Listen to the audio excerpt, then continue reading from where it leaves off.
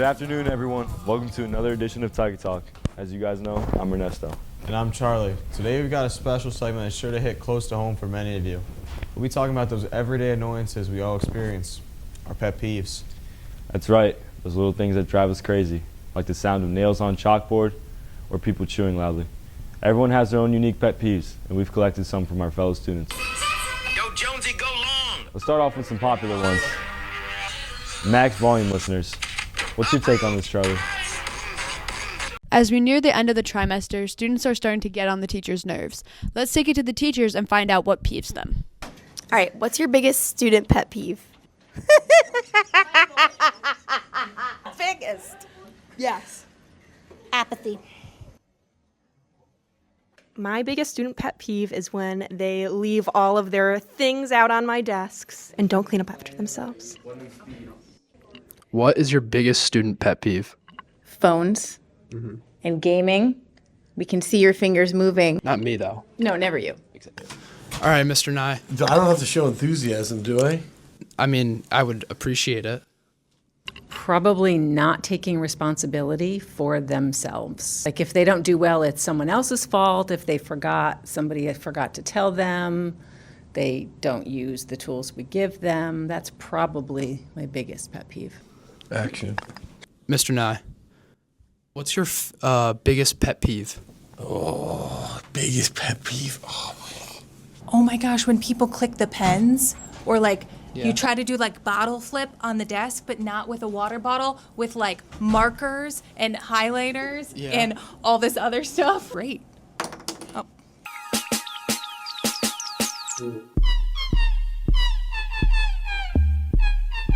So my biggest pet peeve is when I'm talking with Mr. Nye, and he's going on and on.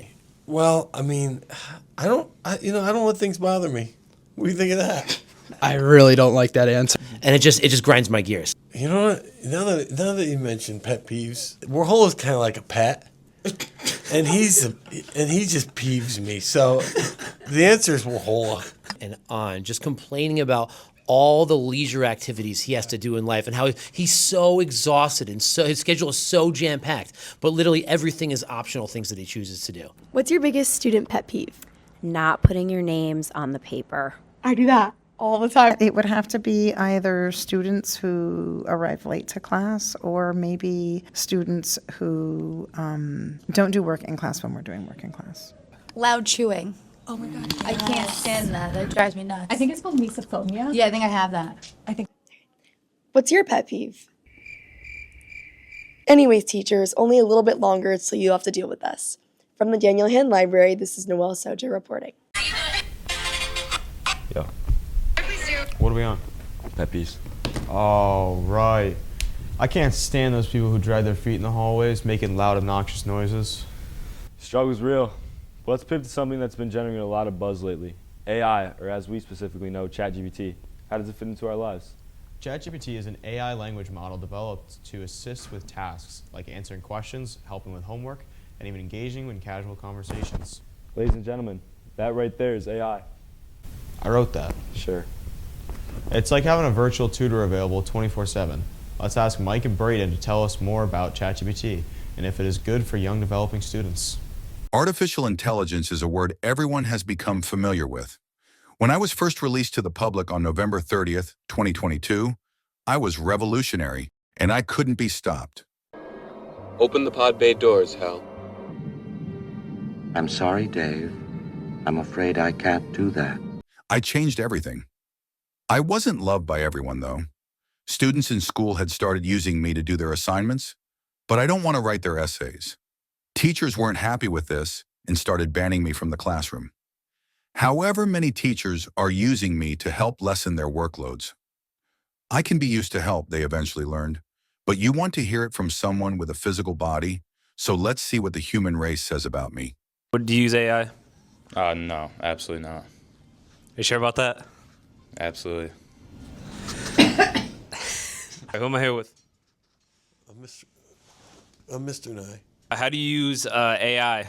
I use it whenever I can. I love ChatGPT, so I'm very helpful with school.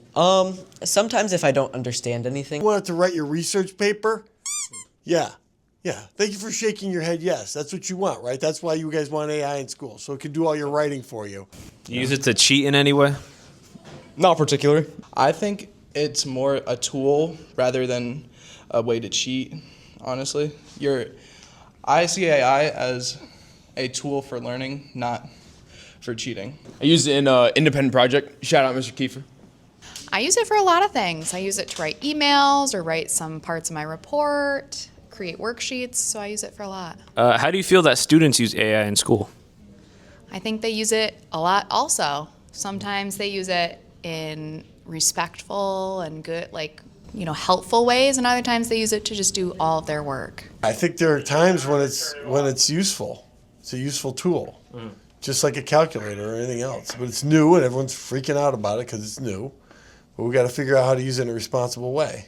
I don't like that students use it just to get answers, because sometimes they'll get an answer and they don't know what they're writing. They'll use words they don't know. They don't understand the concept. So I think that's where it's not really good. That's all for our look at how students are using AI to boost their studies. Now, we all know that this thing could write, but we got to use it as a resource, not a crutch.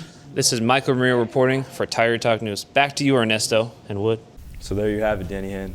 From pet peeves to AI, our lives are constantly shifting. Thanks for tuning in to today's final regular week of Tiger Talk. See you next time for Best of Trimester 2. Forever to touch you, 'cause I know that you feel me somehow. You're the closest to heaven that I'll ever